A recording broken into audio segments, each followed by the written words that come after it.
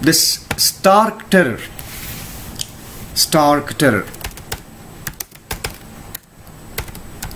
that seizes him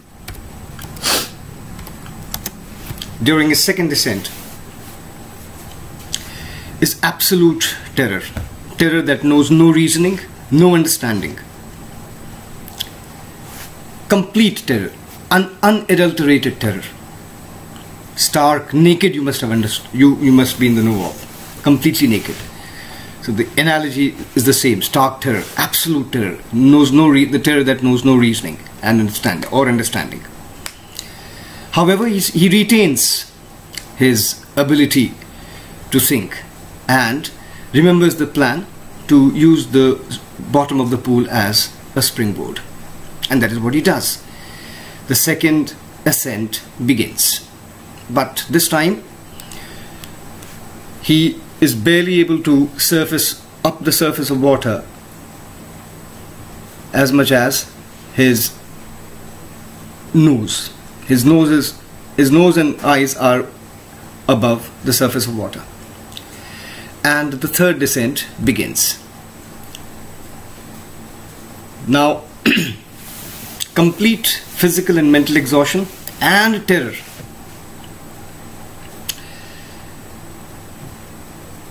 makes a tighter control, makes a still tighter control over him, and he experiences few moments. He experiences the same the phenomenon as one experiences when one is just about to become unconscious, and shortly thereafter he crosses the oblivion. That is, becomes unconscious, loses his consciousness, unconscious, becomes unconscious, crosses the oblivion.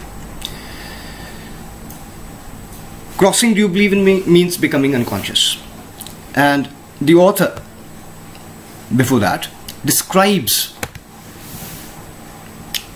these moments before he becomes unconscious. The author says, it felt as if he was in his mother's arms.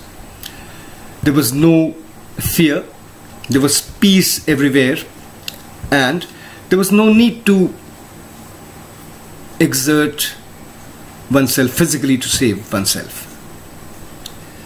So one appeared to be floating, the author appeared to be floating in his mother's arms. Alright.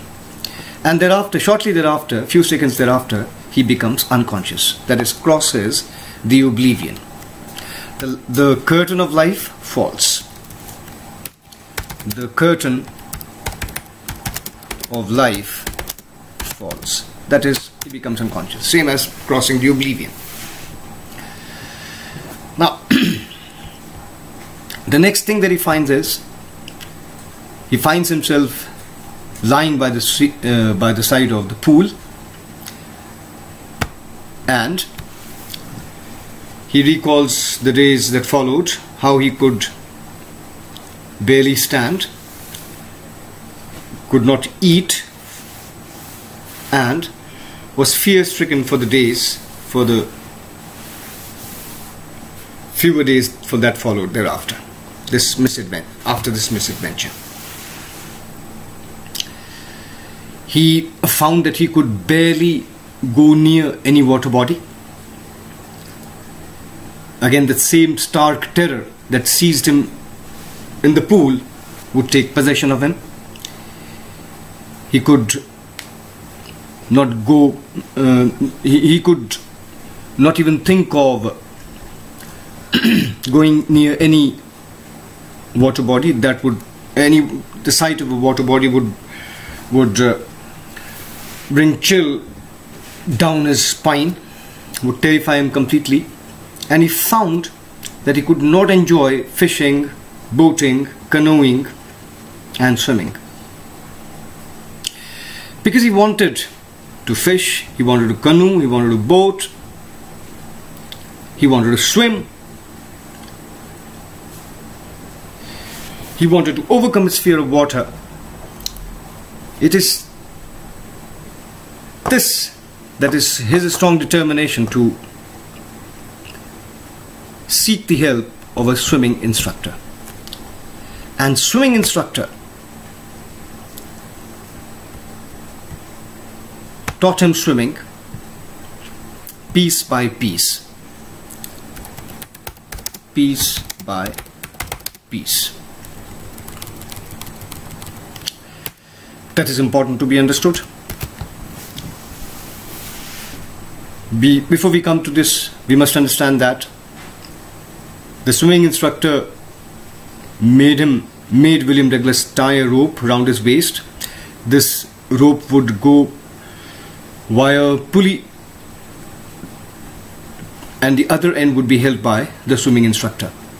And this way William Douglas was made to paddle across the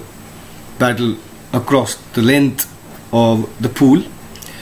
And just as the swimming instructor would loosen his grip on the rope, the same fear and terror would take possession of William Douglas. It took some time for William Douglas to overcome his fear. The next thing that William Douglas was taught, he was taught different strokes, one by one. That is what is meant when we say that the instructor taught William Douglas swimming piece by piece. Each piece means a stroke, or each stroke. Fine. Only when the swimming instructor had completely taught the different strokes completely did he put all these strokes or all these pieces into an integrated whole. All these strokes, different strokes, were put into an integrated whole. That means asked William Douglas to swim.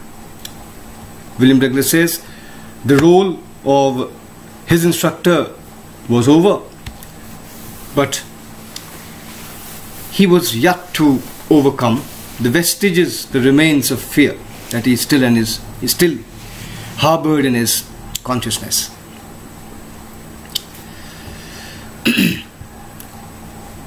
Now, picking up courage, he goes to a water body and swims the entire length of that water body. And at one point in time, when he was in the middle of the water body, the same panic seized him. But he discouraged that fear and continued swimming and was able to swim the entire length of the water body. In this way, William Douglas emerged a winner. Now we will analyze this simple real life incident from the point of view of what it throws up, the moral values, the ideas, the theme that this story throws up. We come back to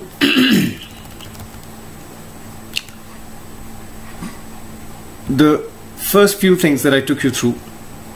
That is, this incident, this real life incident, made him learn three very important things. First, all we have to fear is fear itself. That is what he understood because of this experience, misadventure.